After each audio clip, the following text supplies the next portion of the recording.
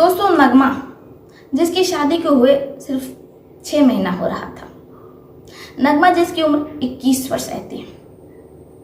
शुरू में तो वो बहुत खुश रहती है, लेकिन जब से नगमा का शौहर विदेश कमाने चला जाता है तब से नगमा बहुत ज़्यादा परेशान रहने लगती है, क्योंकि शादी के बाद लड़कियां अपने पति के साथ रहना चाहती हैं, लेकिन पति भी क्या करे, मजबूर होता है, उसे कमाने के लिए विदेश जाना पड़ता है। नगमा का पति आसिफ वो भी कमाने के लिए विदेश चला जाता है।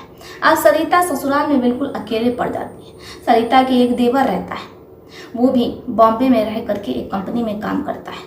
अब सरिता जो कि अपने सास और अपने ससुर के साथ रह रही होती है। नगमा अपने शौहर आसिफ को व्हाट्सएप पर वीडियो कॉल करती है, लेकिन आसिफ उसका वीडियो कॉल भी नहीं उठा पाता है। ऐसे में सरिता पूरे तरीके से टूट जाती है और फिर वो मोबाइल पर वो सारी चीजें उटपटांग देखती है और इसके बाद अपने मन को संतुष्ट करती है। नगमा का ये रोज का हो गया था। जैसे नगमा अपने कमरे में जाती है, बाकी आप लोग समझदार ही हैं, समझ सकते हैं। लेकिन जो नगमा के ससुर रहते हैं उन्हें जागने की आदत रहती है और वो रात में अच्छे से सो नहीं पाते हैं। नगमा के ससुर जिनका नाम आफताब रहता है, आफताब आलम, जिन्हें नींद नहीं आ रही होती है, वो छत पर टहलने के लिए जा रहे होते हैं।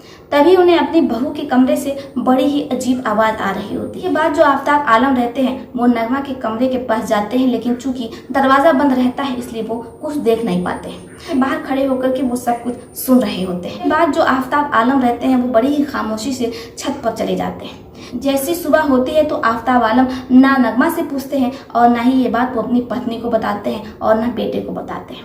अब वो अक्सर जब छत पर टहलने जाते हैं तो नगमा के कमरे की ओर, यानी कि नगमा के दरवाजे पर खड़े रहते हैं और सारी चीज़ें सुनते रहते हैं। यहाँ तक भी सब कुछ बिल्कुल ठीक रहता है, लेकिन वो फैसला कर लेते हैं कि वो नगमा के कमरे में उसके बेड के नीचे छुप जाएंगे और देखेंगे कि आखिर नगमा करती क्या है। क्या नगमा किसी को बुलाती तो नहीं है, कोई नगमा का प्रेमी तो नहीं है जिसके साथ नगमा ये सारी चीज़ें कर रही हो। अब जैसे ससुर बेड के नीचे छुप जाते हैं, नगमा खाना बनाने के बाद अपने कमरे में आती है, दरवाजा बंद करती है और मोबाइल पर वो सारी चीज़ें चला देती है। आफताब आलम नगमा को ये सारी चीज़ें करते हुए देखते हैं तो उन्हें समझ आ जाता है उनका बेटा तो विदेश कमाने चला गया। वो तो झूठ ही नगमा पर शक कर रहे थे। उन्हें लगा कि नगमा का हो ना हो कोई प्रेमी होगा या फिर वो गांव के ही किसी मंचले को अपने कमरे में बुलाती होगी। जब वो नगमा को ऐसी हालत में देखती है तो उन्हें नगमा पर बहुत तरस आती है।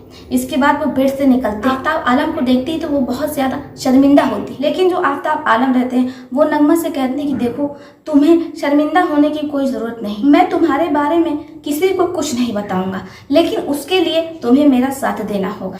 तुम परेशान मत हो, क्योंकि अब मैं तुम्हें स्वर्ग की सैर पर लेकर के जाऊंगा। जैसी नगमा ये सुनती है तो वो शर्मा जाती है, शर्म के मारे अपनी नजरें झुका लेती है। वो ये भूल जाते हैं कि नगमा आसिफ की पत्नी है। तो देखा ना आप लोगों ने किस तरीके से जब शौहर विदेश कमाने चला जाता है तो जो पत्नियां होती हैं वो कितना परेशान रहती हैं। बाकी आपका इस पर क्या विचार है, आप अपनी भी राय में कमेंट बॉक्स में लिख सकते हैं। तो चलिए फिर चलते हैं, मिलते हैं आपसे किसी और कहानी में। तब तक के लिए आप अपने परिवार का ध्यान रखिए। आदाब, नमस्कार।